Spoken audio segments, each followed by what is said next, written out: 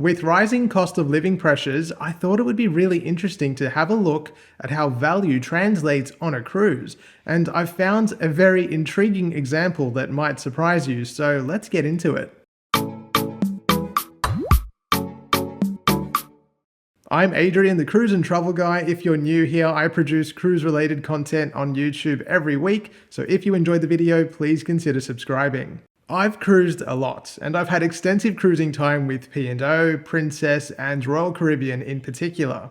As the only cruise line out of those three to have a year-round presence in Australia, most notably through our winter season, P&O have developed a very loyal fan base. It's for good reason too. They're a quintessentially Australian cruise line, and that can mean different things to different people, but for me I really notice it in things like the food and entertainment.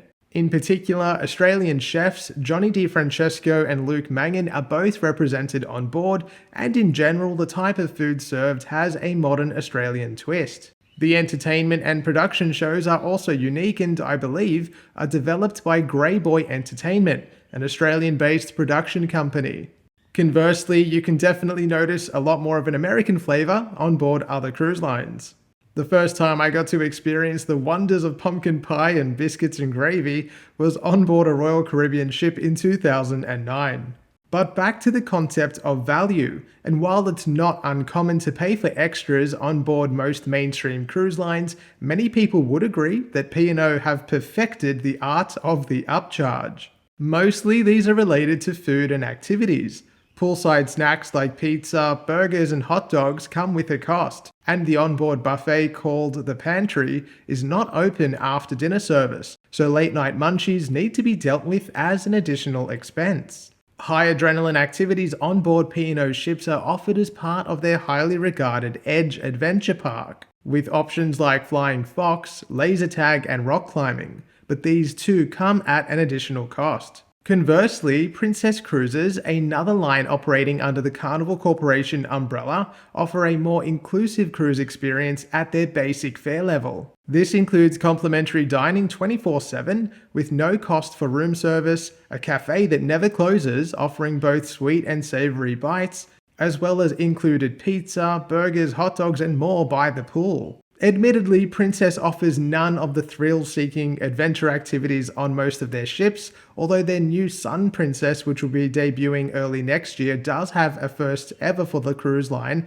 activity park at sea, and Princess say that at the moment there will be no charge for using it. Now, I've seen a lot of discussion online around P&O's extra charges, and in defense of the cruise line, most people note that it is much cheaper to cruise with P&O than other lines. While it can be difficult to create a fair comparison, I thought I would do my best to see what the cost difference is on as similar a cruise as I could possibly find. To keep things as fair as I could, I searched for a cruise of the same duration, setting sail in the same month and year, and going to the same destination. I came up with a 3-night cruise, travelling from Sydney to Eden return, sailing in November this year on both P&O and Princess. The prices I quote in this video are based on the total room cost for 2 passengers travelling, and the prices are correct as at the time of recording this video. P&O's Pacific Adventure set sail on November 10th, with the cheapest lead-in interior cabin available for $692. The cheapest balcony cabin is $898. These prices are both under P&O's least flexible and inclusive Go fare. Majestic Princess set sail on November 4th. The cheapest lead-in interior cabin is available for $898. The cheapest balcony cabin is $1,158. These prices are under Princess's standard fare structure, which is the lowest available booking tier. Step things up to P&O's top tier Value Plus fare, which includes a soft drink package for each guest, as well as 250 megabytes of internet, and the price of the cheapest interior cabin becomes $970, but this does include a $100 onboard credit. The cheapest balcony is $1,298 with a $200 onboard credit. On Princess, we'll change the fare to Princess Plus. This gives both passengers traveling in the same room the Plus Drinks package. That covers drinks including alcohol up to $22 per beverage. It also gives each guest unlimited internet for the duration of the cruise, as well as 2 fitness classes per cruise and 2 premium desserts per day.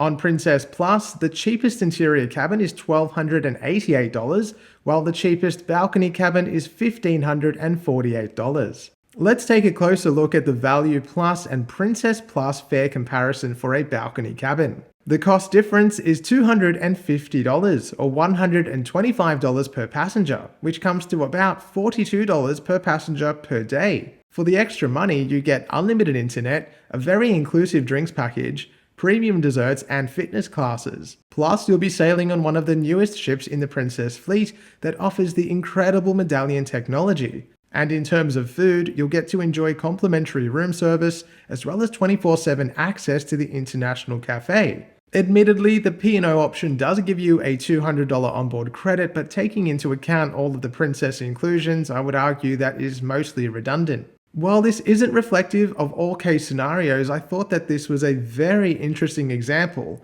and really does go to show you that you can find value sometimes where you don't expect it. Princess occupies a more upmarket position, and the onboard ambience is far more tame than what you'll find on P&O. The party atmosphere on Princess really doesn't compare, and no cruise line does a sail away party quite like P&O. This is what makes it difficult to really compare cruise lines and pricing, because ultimately we all like different things and cruise for different reasons, and it isn't always about the dollar. Many lines appeal to people because of things like their entertainment, their crew, and the onboard vibe.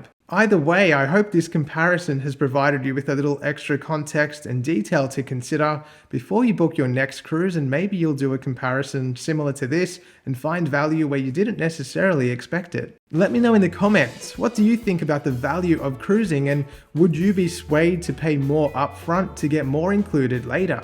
And if you are ready to book a cruise, you can head to my website, thecruiseandtravelguide.com.au, where you can search and book a cruise yourself or speak to my partner travel agent. And if you haven't done so already, you can give me a follow on Facebook and Instagram at The Cruise and Travel Guy. Thanks for watching, and I'll see you soon.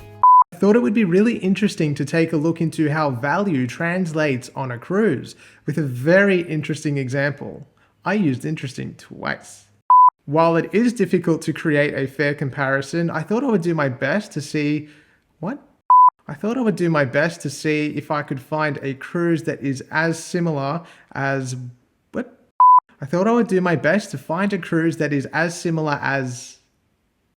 the prices I quote in this video are based on the total room cost for 2 people sharing